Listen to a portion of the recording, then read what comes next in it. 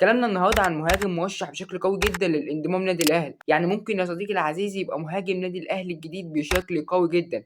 جايين النهارده نحلل اللاعب ونشوف احصائياته ومميزاته، ونشوف هل ده افضل مهاجم اسمه مرتبط بالنادي الاهلي ولا لا. ولكن قبل ما ندخل في الفيديو ما ننساش تصلي على النبي عليه افضل الصلاه والسلام، لايك والاشتراك في القناه ويلا بينا. اسم اللاعب كامواش وهو جنسيته برتغالي او انجولي، ممكن يمثل منتخب انجولا وممكن يمثل منتخب البرتغال، الله اعلم مثل حد فيهم ولا لا. ولكن الى الان على حسب برنامج ترانسفير ماركت معلن ان جنسيته اتنين برتغالي وانجولي. مواليد 16/4/1999، يعني حوالي 26 عام. قدامه تقدم كبير جدا يا صديقي العزيز، ممكن يقدمه ان شاء الله مع نادي الاهلي. القيمة التسويقية للاعب مقدرة بحوالي 1,500,000 دولار أو يورو على حسب برنامج ترانسفير ماركت، والنادي الذي يلعب له هو نادي ترومسو في الدوري النرويجي. ولكن خلينا نتكلم بقى سريعة عن إحصائيات اللاعب. طول اللاعب حوالي متر 88 سنتي، وده ممكن يديله ميزة كبيرة جدا في الكرات الرأسية. خلينا نقول إحصائياته سريعة كده في الدوري النرويجي مع نادي ترومسو. في موسم 2025 لعب 25 مباراة، بدأ في 19 مباراة، سجل خلالهم 13 هدف. لعب قبل كده لاعب في الدوري السويدي الدرجة الثانية. ولكن خلينا ندخل على مميزات اللاعب.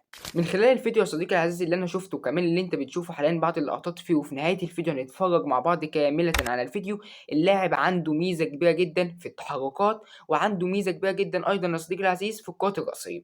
ولكن الكرات الرأسية ممكن تكون عامل قوي جدا في اللاعب. اللاعب بيمتاز بطول حوالي متر 88 سنتي، فده هيديله ميزة قوية جدا في الكرات الرأسية.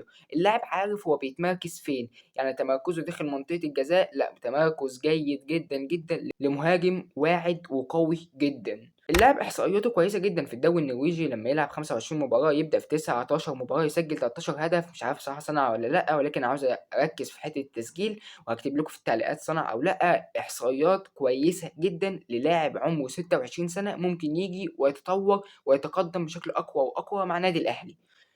يمكن المهاجم ده لو نادي الأهلي هو خلاص ثبت عليه وهو ده المهاجم الرسمي في نادي الأهلي، يعتبر ده من أقوى المهاجمين اللي اسمهم مترشح لنادي الأهلي. ولكن أنا وجهة نظري يعني أنا شفت بعض المهاجمين اللي اسمهم مرتبط بالنادي الأهلي، إن من أقوى المهاجمين يا جماعة اللي اسمهم مرتبط بالنادي الأهلي هو زكريا الدحشوري. معرفش هل كان فيه مفاوضات ولا لأ.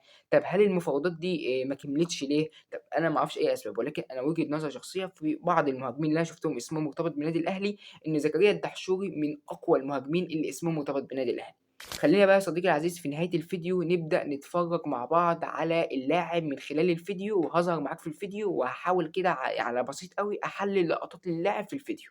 خلونا يا شباب نبدأ نشوف لقطات للاعب ونتفرج عليها ونحاول نحللها تحليل بسيط. يا سلام يا جماعة، كورة جميلة أوي. بصوا قدر يوجهها بدماغه ازاي في الشبكة، لا بصراحة جون حلو أوي. والعرضية بصراحة برضه جميلة، العرضية تحفة بأمانة. والتوجيه لا، برافو برافو بصراحة.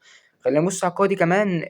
يعني الكورة دي أعتقد تمركز جيد من اللاعب، إن هو قدر يتمركز آسف في وسط اللخبطة اللي بتحصل في الضربات الركنية بقى والرأسيات وكده، فهو قدر يتمركز صح تمام.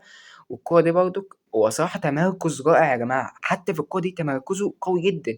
هو اللاعب أنا من خلال لما شفت الفيديو لا تمركزه بصراحة ممتاز، حتى قبل ما أصور الفيديو تمركزه كويس جدا.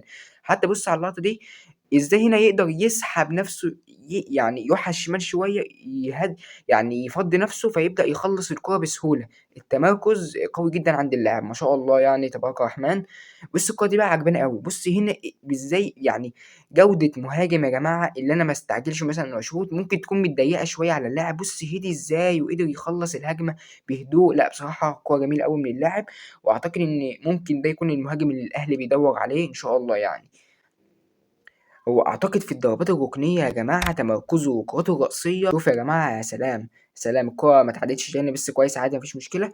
بُص الكرة دي يا سلام، حلوة، حلوة بأمانة. قدر إن هو يسندها لنفسه ويصوّب تصويبة قوية، مش عارف جات والّا لأ، بيتهيأ لي ما جاتش، لأ ما جاتش، بس بصراحة حاططها بقوة. بُص بقى يا صديقي العزيز في الكرة دي إزاي قدر يحط جسمه ويروح على الحارس، ويقدر كمان يركن الكرة بشكل قوي جدًا.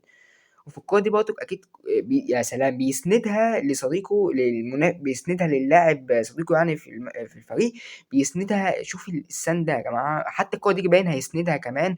نعم ممكن تكون يعني هي ساندها بصراحة كويسة، بس يعني هي الكورة كانت عالية أوي عليه على ما أعتقد. والكورة ديّة برضُك يا سلام هيباصي باين بس أنا كنت أعتقد إن في اللقطة دي كان يشوط، أنا وجهة نظري الشخصية كان يشوط. وفي اللقطة دي برضك لأ كويس، لأ كويس، هنا هيحطها لوب من فوق الحارس، لأ ممتاز، مش عارف دي لوب والّا هو شاطها يعني من فوق الحارس، المهم يعني هي جون جميل صراحةً. اللاعب قدر برضك إن هو يباصي لزميله وباص، وشوف قدر إزاي يخطف المدافعين، ويعني هو اللي استلم وحجز على كورته وباصاها لصديقه في الملعب، وبعدين قدر يجري لحد أمّا خلاص كان أمامه الجون، أمامه مسافة قليلة جدًا ويقدر يسجل الهدف كمان. وفي اللقطة دي صراحةً يعني مش عارف ما شُفتهاش دي قبل كده، ودي كمان وحطّها كويس على فكرة، حطّها كويس، بس مش كويس مش العالي أوي، مش الركنة العالية أوي، بُص حتى هنا خبطت باين في الحارس، أعتقد إن هي جات له مفاجأة.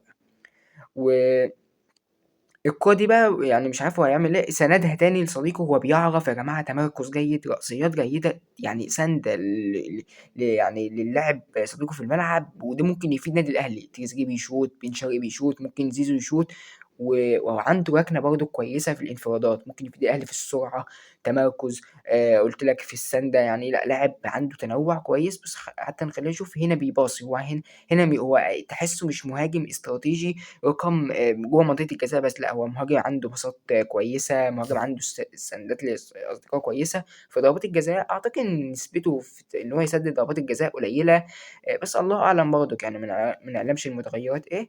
خلّينا نشوف ضربات الجزاء بيشوطها كويس يا جماعة، أنا شايف الصراحة إن هو بيشوطها كويس، يعني ضربات الجزاء عنده كويسة. خلّينا نشوف اللقطة دي يمكن تكون دي آخر اللقطات، رأسية، رأسية ممتازة، رأسية مش عارف دي جات جون والّا لأ، أعتقد إنها ضاعت، أعتقد إنها ضاعت، الله أعلم برضه. في اللقطة ديّة بيباصي، شوفوا يا جماعة أنا مش عارف أنا قُلتها كام مرّة، بس لآخر مرّة بقى هاعيدها، اللاعب عنده تمركز، اللاعب عنده إن هو عنده الباصات كويسة جدًا عند اللاعب، بُص قدر يباصيها إزاي، اللاعب عنده برضه هدوء كويس، رأسيات ممتازة، ضربات جزاء بيشوط كويس، أعتقد إن هو ده المهاجم المتكامل اللي النادي الأهلي ممكن يكون محتاجه. وفي نهاية الفيديو يا صديقي العزيز ما تنساش تصلّي على النبي عليه أفضل الصلاة والسلام، لايك والاشتراك في القناة، وطبعًا باشكر كابتن أحمد محمود اللي هو قناته اسمها صنايع كورة، أنا مستأذنه يا جماعة إن أنا آخد الفيديوهات وأحللها، والسلام عليكم ورحمة الله وبركاته.